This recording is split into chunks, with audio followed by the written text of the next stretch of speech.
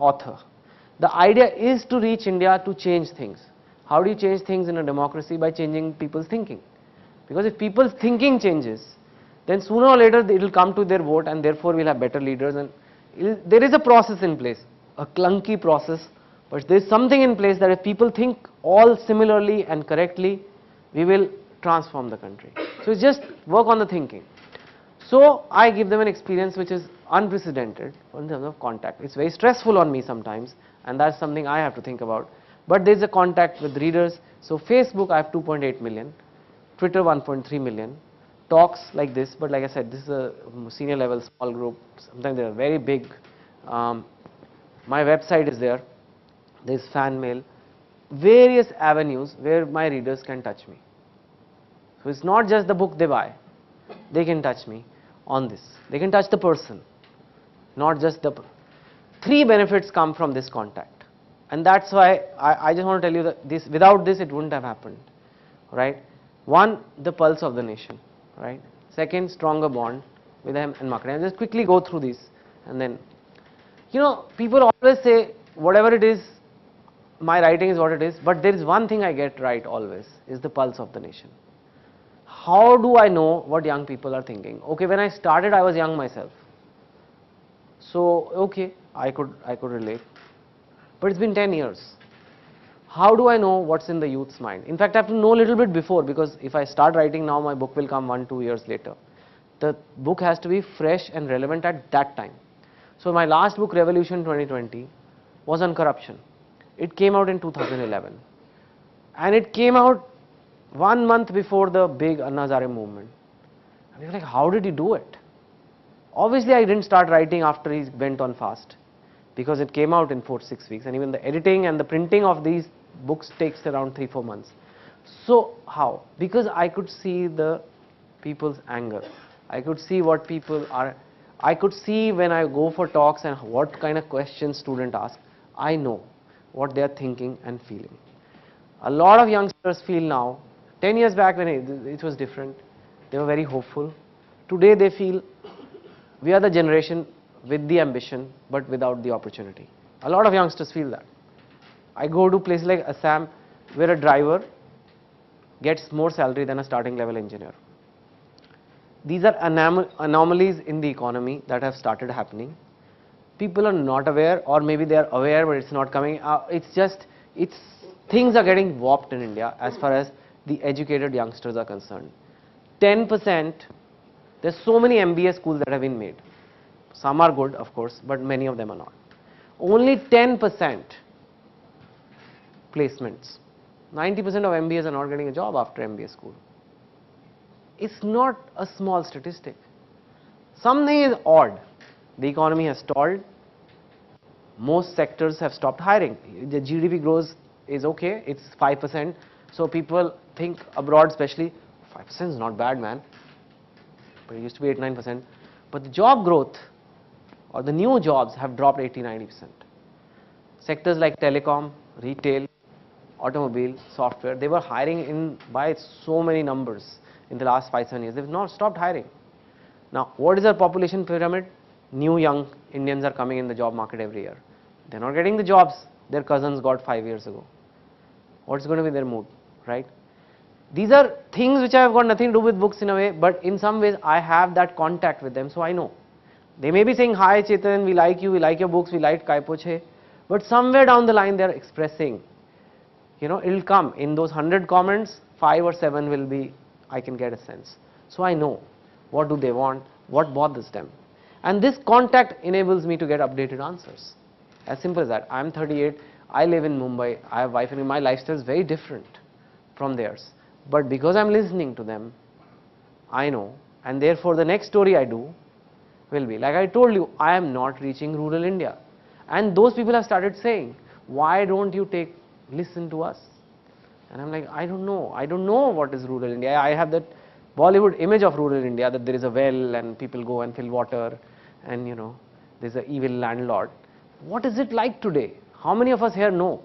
Now, if 70% of India is still that, and if I want to be an Indian writer, I need to know. So this is coming from one huge benefit of the contact I create.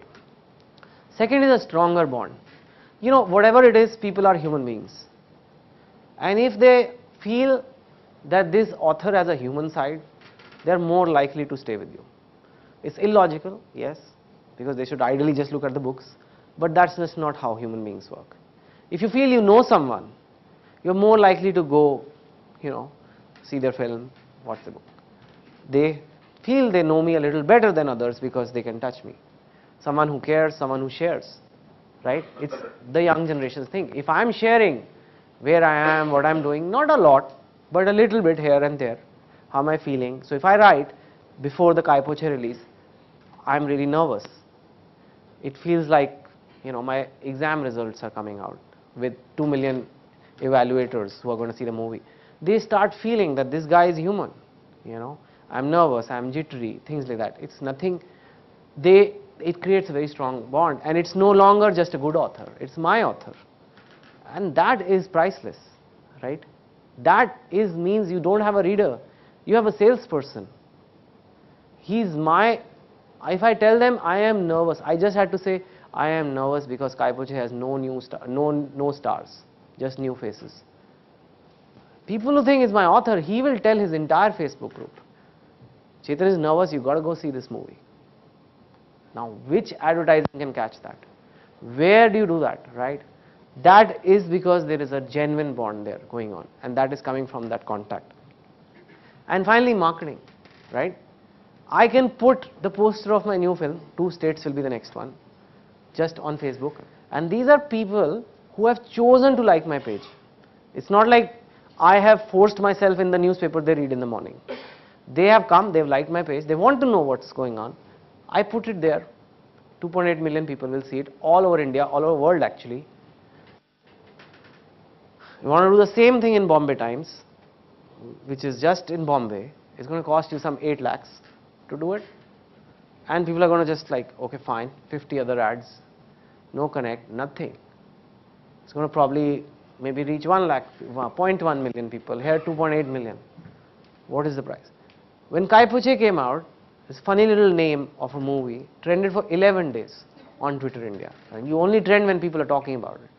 People were talking about it, sharing it, and there was a time I used to like engage in PR, do interviews, things like that. Now I only do it if the media guys come to me and they say we really want to do it, or if just before, but no advertising ever, and even PR is not required because I have these people with me. Who am I trying to reach? And if I reach them directly, more likely to share it, right? And then they are getting a huge head start given a captive audience. With a captive audience, you get a big head start, so the brand remains, right? So the next book being a bestseller, that is not an issue. More of an issue is, can I do a book which they like and things like that. So I can focus on product. I don't have to worry about marketing so much anymore. The funny thing is, I put all these things in place for the marketing, but it's reached a point that I actually can focus more on the product than on the marketing. Final takeaways, you gotta keep innovating with product. All this contact, changing it is fine. If you keep innovating, you'll be fine. And if you don't innovate, you'll be dead. Some industries are more pronounced like this, right? If you, some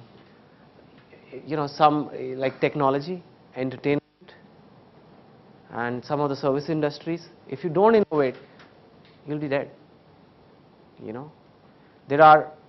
Look at the hotel industry, so many innovations have come, and those are given now they are standard. Now you expect that they'll be there, and now the guy who has to keep innovating something else. You don't ever lose touch. I am not of the belief that you should lose touch. Yes, you shouldn't waste your time too much because it can be very addictive to surf the net and figure out what's going on. But you cannot lose touch with your readers or audience or customers, whatever you want to call them, right? First I used to call them readers, now because of movies I have to call them audience. Or if you want to be very business-like, you call them customers, whatever you call them. You can't lose touch. Now how do you not lose touch when you have so many others? There's only one me and millions of them. Is you use technology. When your customer base is too big, you use technology. I think today people judge you on your product, but also on your contact. Because that's the world we are living in. We expect anybody important to me is connected to me. It's how it is now, right? In your pocket, in your phone, you're connected to anybody who's important to you in your life. So making great products, of course, or offering great services, great. But if you don't have that contact, which is good, you will be judged on it. You know, call centers have become same. I mean, people get scared of call center numbers because like, oh my God, they're giving a call center number. That means they're just pushing me away. This is the reputation, you know. But there are game changing waiting to be done in that. Somebody can change the game in that contact center because they're all the same, right? Somebody can use that as a marketing platform that in 3 rings we answer. It's a huge thing. Like I take it from my mother, who I remember she was just fixing some RO filter or something, and she's like, call center please, I'd rather buy a new one. So I'm saying it is possible. It's tough, it's not easy, but if the value system comes in your business, that you know contact is important today, because everybody is connected. You know, even the driver is connected to all his family. If you have a driver, you'll see every traffic light they get a call from their village, and then they say, you know, this is also. So everybody is connected. So if you are not, then you are like, okay, they make nice products, but they're not, you know, we don't have that bond. It applies to banking, it applies to any other business you might be in. Anyway, this is just, you know, end of my formal talk. Thanks being patient listeners. I have some questions. Thank you.